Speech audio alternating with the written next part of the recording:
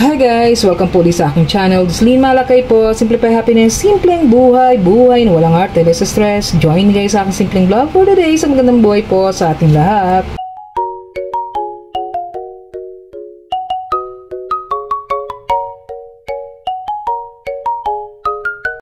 So yun guys, kahapon April 2, yun, tumaas na yung ating pamasahe sa ating LRT. So ayan, since 1998 po, ayan, sumasakay na po ako ng LRT kasi yun nga, doon nga po tayo working. So doon po tayo from Monumento to Pedro Hill, doon po tayo bumababa.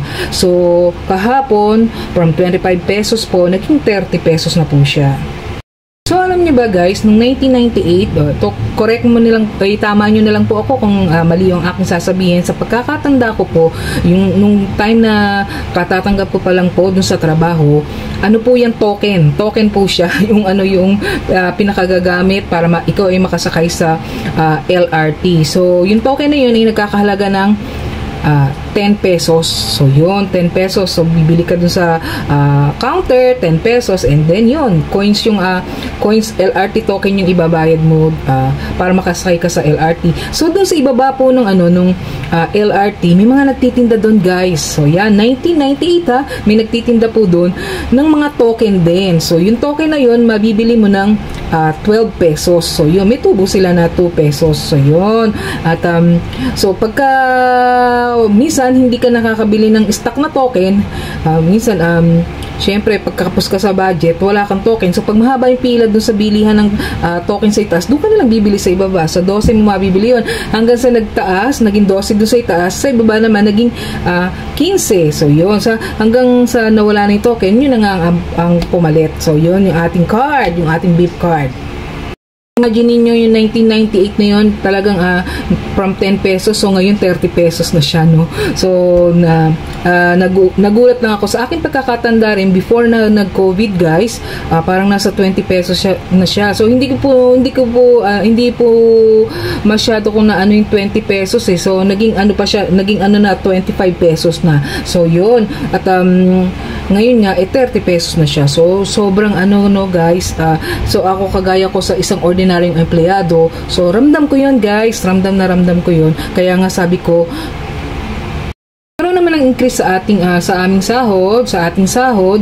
So, maliit din yun, guys. So, parang hindi talaga sasapat sa isang sa isang pamilya yung idinagdag na sa aming sahod. So, kaya ngayon naging 30 pesos ang pamasahe sa LRT. So, ano ba yung ating gagawin ngayon? So, kailangan talaga iba yung pagtitipid. Babalikan ako, LRT, ayan, Monumento to Pedro Hill, and then Pedro Hill to Monumento pag pauwi ka na. So, gagastos ako ng total of 60 pesos. So, kung kung talagang mag-LRT ako. Kasi sa bus, 50 pesos one way, and then kung magbabalikan ka, 100 pesos. Diretso na yan dito sa pinakakanto namin. Unlike yung pag LRT kasi, 60 pesos ako, and then need ko pang jeep. So kung sa jeep, sasakay, kailangan ko ng 38 pesos. So, ayun, balikan na yun, guys. So, 19 pesos per ride po ako sa jeep. And then, yun, 30 pesos naman sa LRT. Then, kung magbabasa man ako, 50 pesos. So, 100 pesos. Yun, balikan na yun. Medyo mabagal nga lang sa bus. Unlike kung mag-LRT ako, mabilis, guys, ang ating biyahe.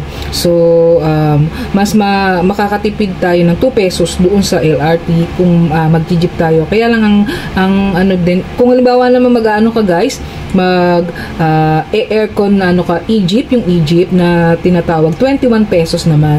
Aircon naman yun, guys. So pagbaba ko ng LRT, need ko na mag e-jeep. So kailangan ko ng 42 pesos plus 60 do sa LRT. So magiging 102 pesos yung ating pamasahe. So yun nga, guys, taas na siya, guys. Talaga naramdaman ko, guys.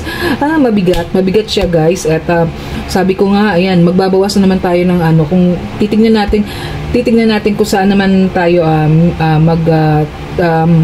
mag-a-adjust ng ating budget. Kasi ramdam yun eh, ang bigat ng yung aming shuttle po, yung aming shuttle is wala po sa kasalukuyan. So hindi ko alam kung babalik na. So sana mabalik kasi ang laking tulong nun sa empleyado na yung ating shuttle service namin guys. So sana mabalik guys at kahit paano malaking tulong yung matitipid malaking tulong yung matitipid ng isang empleyado sa kanyang pamasahe guys. At talagang mararamdaman mo yun nung namamasahe ka ngayon, ang hirap guys. So kaya talagang ingat ako sa paggastos kasi pagka nawalan ka ng pamasahe nakapangit naman yung absent ka dahil lang wala kang pamasahe. So hindi maganda yun guys. So yun, magtipid na lang tayo at yun, magbawas upuan natin yung ating budget para yun, makasabay tayo doon sa taas ng bilihin, sa taas ng presyo ng ating yung sa ating LRT. So kahapon nga April 2, yun, naging epektibo na, tumaas na yung ating pamasahe.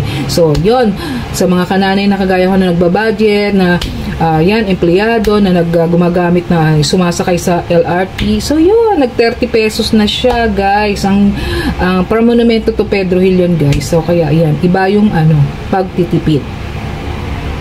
Siyempre, bukod sa ating pagtitipid, siyempre dapat po maghanap tayo ng mga yung ekstrang pagkakakitaan kasi talagang kung yung simpleng empleyado lang talaga, kulang talaga ang sahod guys.